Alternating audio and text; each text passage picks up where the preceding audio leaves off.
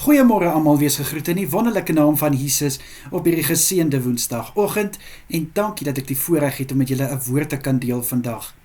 Nou kind van God, julle wat nou al baie lank betrokke is by my bediening, julle weet ek is baie lief daarvoor om terug te verwys na Josef se storie. Dit is vir my net, daar is so 'n kosbaarheid in Josef se storie vir my. En natuurlik ook in Daniel se storie, Dawid se storie, Moses se storie, maar vandag wil ek bietjie stil staan by Josef en Daniel. Nou kind van God, ons weet almal deur wat sy uitdagings was Josef gewees. Ek meen, hy is in 'n put gegooi, hy was in die tronk gegooi, onskuldig. En Daniel was onskuldig in die leeukuil gegooi. Maar kind van God, as ons 'n bietjie dieper lees en net 'n oomblik stil staan, dan is daar iets wat uitstaan. Josef het nie in die tronk op 'n hoopie gesit nie. Josef het nog steeds aangegaan. Hy het nie opgegee nie. Hy was in bevel van die gevangenis in die tronk. En weet jy wat sê dit vir my kind van God? Josef het vrede in sy hart gehad. Selfs al was hy onregverdig behandel, selfs al was hy onnodig in die tronk gegooi, hy het vrede gehad. En as ons nou gaan na Daniel toe, Daniel het vrede in die leeukuil gehad, want die Here het die bekke van die leeu's gesluit. Daniel was nie bang nie, want hy het geweet wie is sy God, en dieselfde met Josef ook, hy het geweet wie is sy God. Nou kind van God, dan nou ook die konings wat hierso betrokke was. Die koning wat oor Daniel was, koning Darius, hy het alles gehad, hy het in 'n paleis gebly, maar hy het nie vrede in sy hart gehad toe Daniel in die leeukuil gegooi was nie. En Farao was onrustig, die drome wat hy gekry het, dit het hom onrustig gemaak. Wat leer ons hier uit, kind van God? Dat dit maak nie saak in watter omstandighede jy jouself bevind nie. Dit maak nie saak deur watter situasie jy op die oomblik gaan nie.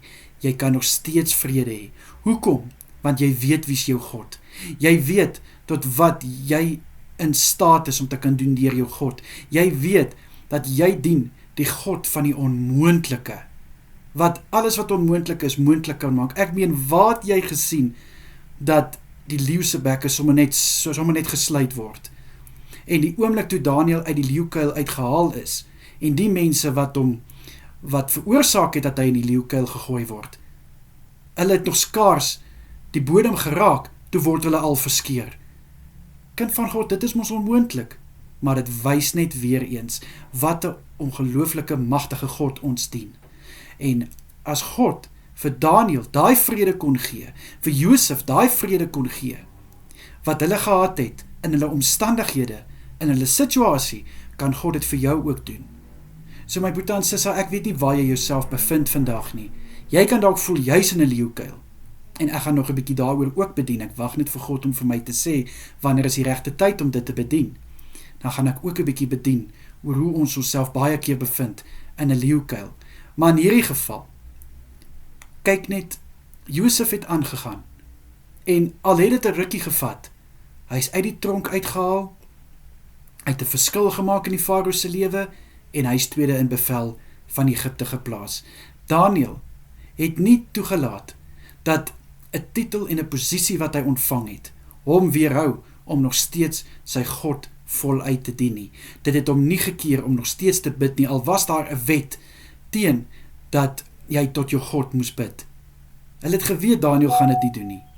So my broer en suster, ek wil vandag vir jou bid, dat waar jy jouself ook al bevind, in watter omstandighede of situasie, jy kan nog steeds vrede hê, want groter is God wat in jou is, as dit wat in die wêreld is.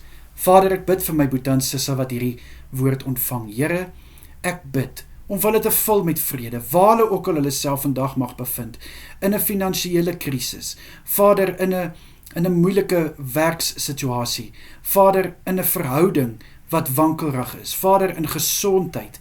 Ek bid dat hulle nog steeds daai vrede sal hê, wat alle verstand te bowe gaan, want hoekom? God is in beheer, God is die een wat uitkoms sal gee, en waar die gees van God is, is daar vrede, is daar vryheid, en ek bid dit oor my Boeta en Sissa vandag, dat hulle die vrede van Jesus Christus sal ervaar, en weet, dat alles het sy bepaalde tyd, dit kan nie net altyd sleg gaan nie, en ons weet ook, hierdie is hard, maar dit gaan ook nie altyd goed gaan nie, maar ons weet, liewe Vader, wie is in beheer, en ons loof en prys U daarvoor, in Jesus naam. Amen en amen.